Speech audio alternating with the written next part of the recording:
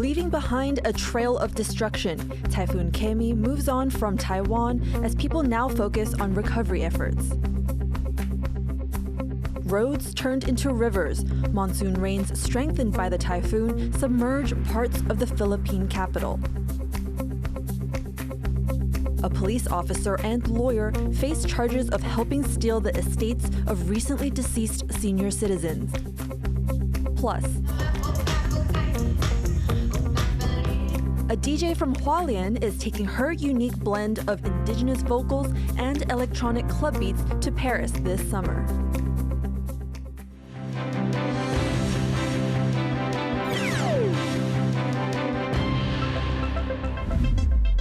A warm welcome to TaiwanPlus News. I'm Joyce Zhen. 3 people have died and thousands have been washed out of their homes after Typhoon Gaemi tore through Taiwan. The storm has lost strength and has made landfall in southeastern China. As the rain subsides in Taiwan, efforts are focused on cleanup and recovery and assessing the full extent of the damage. Reese Ayers reports. Streets turn into rivers as rains continue to pound Taiwan in the wake of the strongest typhoon to hit the country in 8 years. In the southern county of Jiayi, residents evacuate on boats as waters continue to rise.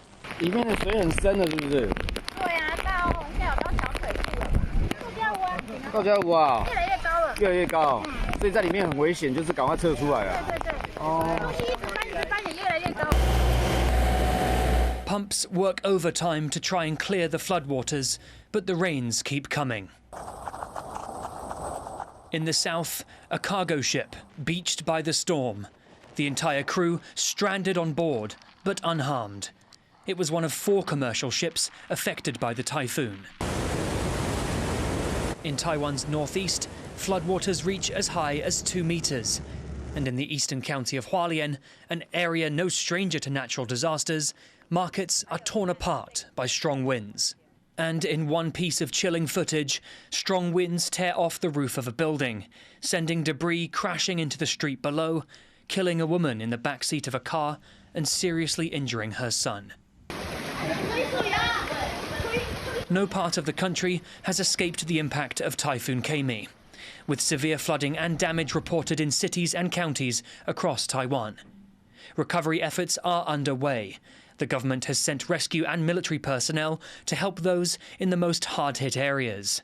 And authorities are still warning people to be careful of heavy rains on the periphery of the typhoon. 它的外围的环流，甚至它本身的环流和西南季风可能会产生交互作用，因此呢，在苗栗以南的西部的山区，甚至是西半部的平原地区，都有可能会有比较强的降雨发生。 Taiwan seems to have taken the brunt of the storm, now weakened as it strikes southeastern China. Other than a few fallen trees and motorcycles, the capital Taipei seems to have avoided the worst of the storm. And as the rains and the floodwaters subside across the country, cleanup efforts can begin, and the true extent of the damage will be revealed. Lucy Lee and Reese Ayers in Taipei for TaiwanPlus. Over on the East Coast, hundreds of people had to leave their homes. Rick Lauert has been following rescue and relief efforts in Ilan and joins us now. So we're here at a township office in Su'ao. It's doubling as an evacuation shelter and a centre for relief efforts. Here we're just about 20 kilometres away from where that typhoon made landfall, bringing those huge winds, gusts of more than 100 kilometres per hour, big waves, and of course torrential rain. At this township office, more than 20 people have had to stay the night because it's not safe for them to stay in their homes. And we've been talking to those that have been seeking shelter here. 55-year-old Lili Chuan is counting the cost of Typhoon Gaemi.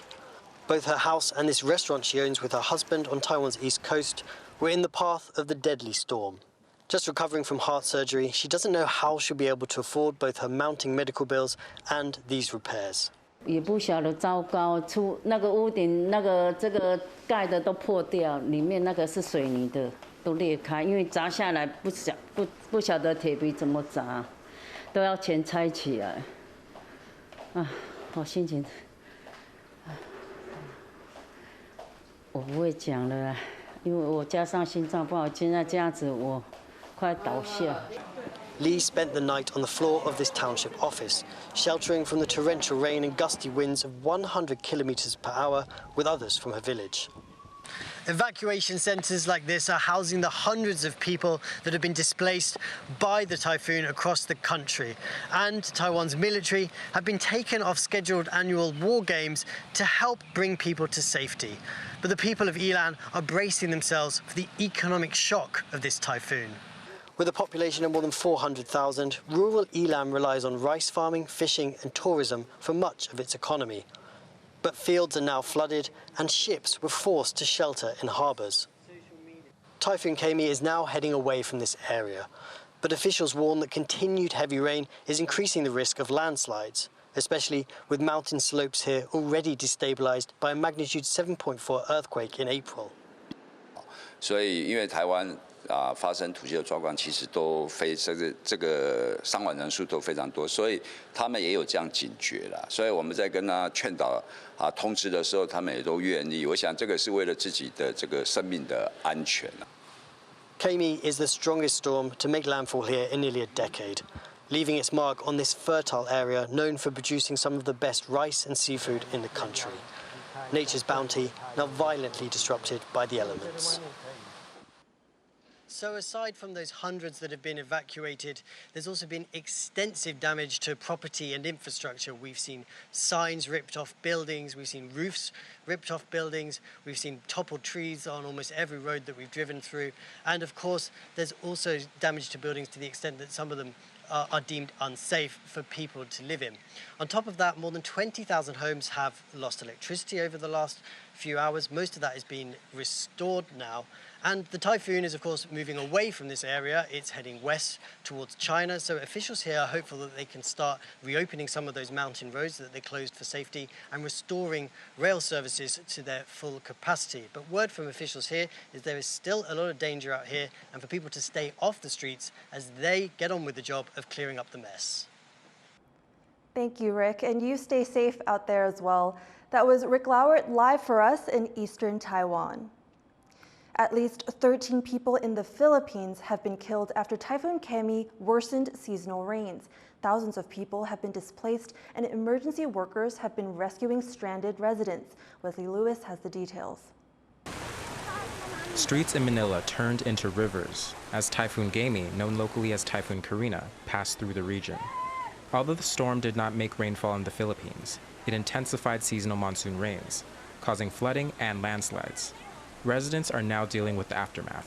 Yung epekto nito sa mga residente, trauma, yung takot, yung pangamba, yung worry, lalo na pataas ng pataas yung tubig ngayong oras na to. The Philippines government says at least 13 people have died and hundreds of thousands have been displaced. Rescue workers rushed to save trapped residents, wading through waist-deep waters on foot or on small boats. Community leaders say they need more support. Malala po ang sitwasyon natin ngayon. Nangangailangan po tayo ng matinding atensyon at tulong dito sa atin. Ang baha po ay lagpas na po sa second floor ng mga kani-kanilang mga bahay, especially to those area near the river. Philippine President Ferdinand Marcos Jr. has urged local authorities to expedite food and aid deliveries to isolated rural communities. In the meantime, rescue workers have converted this church into an evacuation center. Hundreds of evacuees from around the capital region have been brought here for shelter and food, but some say their family members still need to be rescued. Marami doon, mga pamangkin ko din. Ang message ko sa kayong dalawang mag-asawa, yun ang paparekso ko sa anak kaya ang second floor, lublob na. Hanggang liig na nila daw. Some affected residents have returned to their neighborhoods, caked in mud due to flooding. The storm path has since moved away from the Philippines, crossed Taiwan, and is now heading to China. It is set to hit the country's southeastern Fujian and Zhejiang provinces later today, and local authorities have already suspended ferry services. As China braces for the worst, with Typhoon Gaemi headed straight towards Asia's mainland, residents in the Philippines are now coming together to patch up their lives. Chris Ma and Wesley Lewis for TaiwanPlus. Philippine authorities are working to contain an oil spill after a tanker sank off the coast of Manila. The vessel, carrying nearly 1.5 million liters of oil, capsized in Manila Bay amid heavy rains brought by Typhoon Gaemi. The Philippine Coast Guard reports that one crew member is still missing, and that their efforts to contain the spill are being hindered by winds and heavy rain. Officials from Southeast Asia and beyond have gathered in the Laotian capital for the 57th ASEAN Foreign Ministers meeting. High on the agenda is the ongoing civil conflict in junta-run Myanmar, which has displaced 2.6 million people. Several ASEAN member states have said the junta's actions threaten the peace plan it agreed to in 2021. Non-ASEAN countries like the U.S., China, and Japan have also sent representatives. U.S. Secretary of State Antony Blinken is expected to meet with his Chinese counterpart, Wang Yi. Major markets across Asia are down after U.S. tech stocks suffered big losses on Wall Street. Japan and South Korea's stock markets both closed at 3-month lows on Thursday, while major indexes in Hong Kong, Singapore, and China all fell. Taiwan's markets have been closed for 2 days because of Typhoon Gaemi. The tumble follows a 4% drop in the U.S. NASDAQ, its lowest single-day fall in 2 years. In China, the central bank lowered a key interest rate on Thursday, its second major move this week. 5 state-owned banks also lowered their deposit rates for the first time this year in a bid to boost consumer spending. Police in Taiwan have busted a fraud ring that stole millions from the estates of recently deceased people. A lawyer and a police officer are among the suspects. John Van Trieste has this report. Investigators say this lawyer helped a suspected fraud ring steal over $3 million from the estates of recently deceased elderly people. They allege a Taipei police officer with access to personal information would forward the necessary details, and then the lawyer would notarize fraudulent papers willing real estate and other property to the ring. Then it was just a matter of waiting until the unknowing victims died, then cashing in, as a notary not involved with the case explains. 理论给的是继承人以外的第三人，那个我们就叫做遗赠啊。经过本人的意愿，然后透过法律的公证的程序完成了公证遗嘱之后，就可以去依照遗嘱的上面写明的这一个事项，去地政机关去那边去申报。By targeting older people without next of kin, the ring hoped to escape detection. But police got wind of the operation and made their move earlier this week. Now the lawyer is in detention, and legal observers expect stiff sentences for all involved. 这些警察跟律师利用职务之便来榨取他人的不动产，而且由于这些人员都是知法犯法、恶性重大，很有可能会被处以重刑，最重可能会判处10年的有期徒刑。 Taiwan has faced a string of high-profile fraud cases in recent years. And as cases like this show, even trusted figures with a duty to the public can face the temptation to join in. Klein Wang and John Van Trieste for TaiwanPlus. U.S. President Joe Biden has explained why he is not running for a second term in a highly anticipated national address from the Oval Office. He says the best way forward for the United States is to pass on the torch to a new generation. Days after his shock decision not to seek re-election, U.S. President Joe Biden speaks to the nation in a televised address from the Oval Office. It's been the honor of my life to serve as your president. But in the defense of democracy, which is at stake, I think is more important than any title.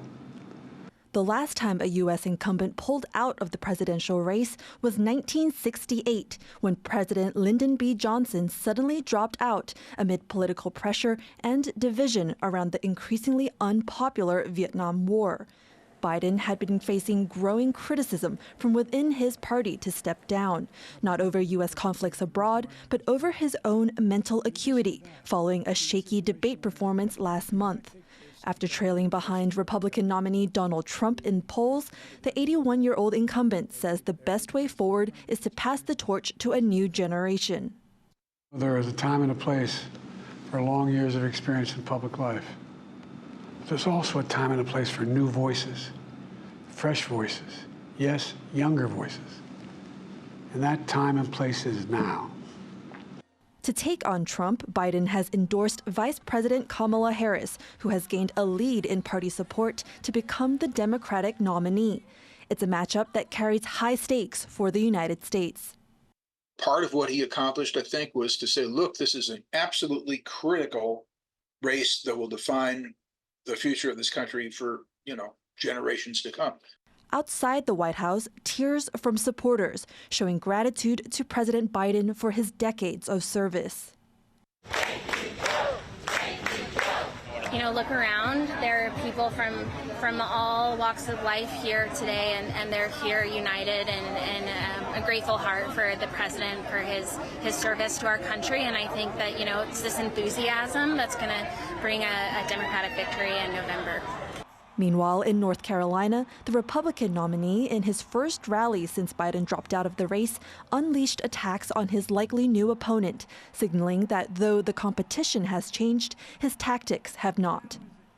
So now we have a new victim to defeat, Lion Kamala Harris, Lion, L-Y-I-N apostrophe. As for Biden, the president will now focus on serving out his term, pledging several goals, including working towards a ceasefire deal in Gaza and pushing for Supreme Court reform at home. He's determined to show that though his race for the White House may be over, his commitment to serve is far from done. Andy Xue and Joyce Zhen for TaiwanPlus. Massive protests took place in Washington, D.C. as Israeli Prime Minister Benjamin Netanyahu addressed the U.S. Congress. He praised U.S. support of Israel, but did not announce a long-awaited ceasefire and hostage release deal for his country's war in Gaza. Rosie Greninger reports. Free Palestine! Free Palestine! Anti-war protesters greet Israeli Prime Minister Benjamin Netanyahu in Washington, D.C. as he seeks to show up support for his country's conflict in Gaza.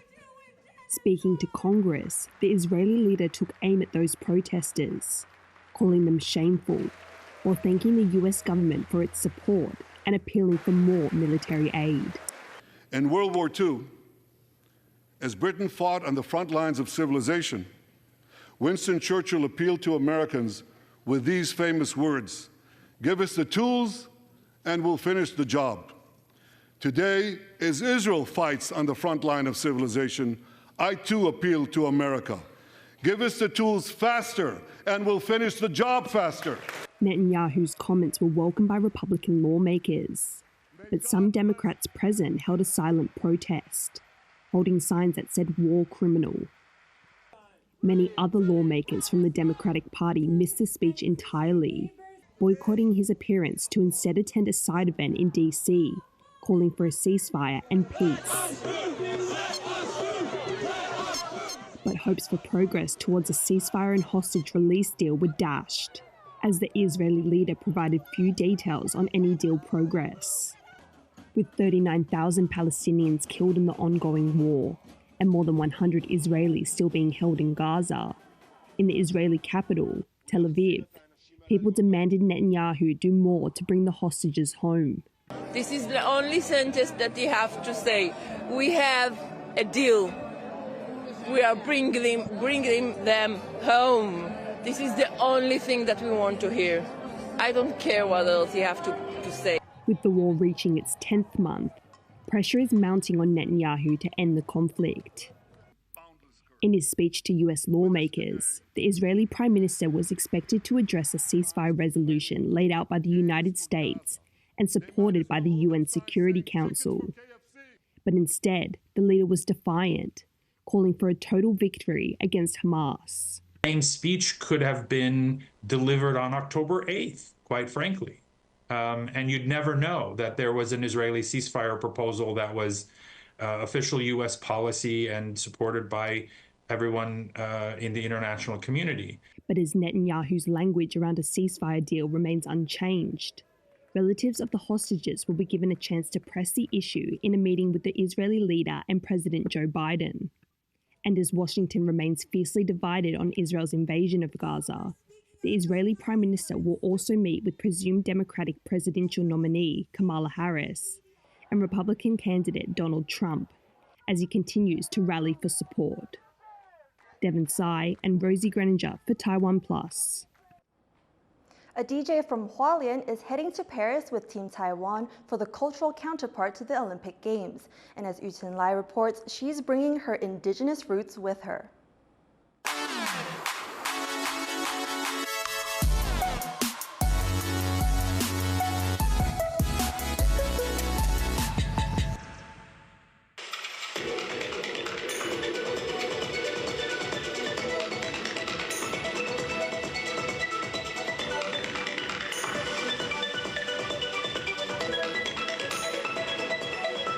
an ode to her ancestors. Indigenous DJ Nungi Sapor is singing along with the melodies passed down to her through the generations. Her music combines traditional vocals with modern electronic beats. And this summer, she's taking her people's voices to Paris as part of a series of cultural performances held alongside the 2024 Olympic Games. 我会带我从以前采集的原住民的古调，尤其是因为我本身就是阿美族的，所以我会有很多阿美族古调。The Amis is the largest indigenous group in Taiwan, and the red dress and embroidered patterns on Nungi's outfit are a nod to their traditional clothing.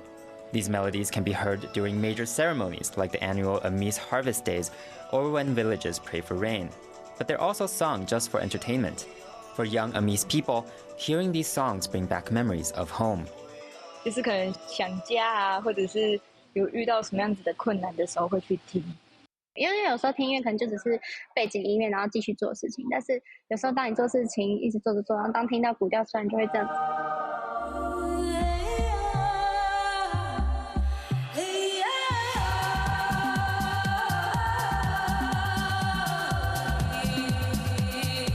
In several of her tracks, Nungi samples the voices of village elders.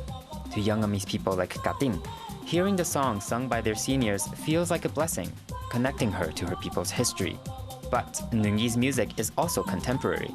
She's part of a new generation of indigenous artists that's been experimenting with dynamic, popular styles. 我觉得原住民族是生活在现代的人，实际上是这样。那我们当然会有很多传承的文化，然后现在的音乐作品比较像是我对于我自己的自身文化的表现嘛，对啊，这是超级自然的一种方法，每一个人都不一样哦。Nungi's influences are also international. She's collaborated with indigenous performers from all over the world and says she'll be mixing new vocals collected in Australia, New Zealand, and Canada into her show in Paris. And while representing indigenous people at the Olympics is a form of recognition from the government, it doesn't resolve issues related to indigenous rights in Taiwan. Activists are still fighting for legal stewardship of what was traditionally indigenous land, and they're trying to stop the ongoing loss of indigenous languages and traditions. 就是当大家在巴黎听到台湾的原住民音乐，觉得哇，这个真的是太有台湾的特色了的时候，会有人去跟他们说，我们台湾原住民现在遇到的东西是什么。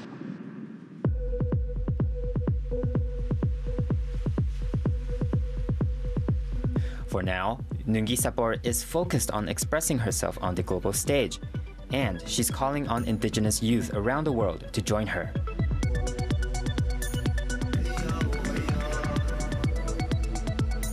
希望大家都可以记得自己是谁啦，然后认同自己的文化，然后你们觉得这件事情是对你们来说是好的话，那也希望大家可以真的去发扬、去宣传自己的文化，因为毕竟原住民的文化真的是非常的美丽，也非常的国际，对。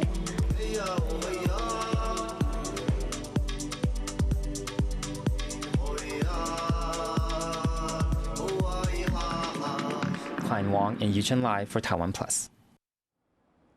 The planet's warming temperatures have brought sea turtles to unexpected shores. Harrell Hughes tells us more. A young loggerhead sea turtle is fitted with a tracking device and released into the ocean. It is one of 49 that was found in an area that is new for these turtles, but where they're becoming increasingly more common, the shores of Spain. Y muchos de los individuos que vienen a las playas a anidar en España no fueron nacidas en estas playas. Por lo tanto, podemos entender que el aumento de las temperaturas está haciendo un traslado de estas tortugas a otras zonas para su anidación. It is considered rare for loggerheads to nest on the eastern side of the Atlantic. But 2023 was the hottest year on record, and the world's temperatures are increasing. Studies suggest these sea turtles have changed their nesting behaviors to adapt. Locals of Marbella on the Andalusian coast have noticed more and more nests over the years, and even stumble upon them at random. Rita se fue buscando algo, se como siguiendo un rastro, y nada, encontró a la mamá.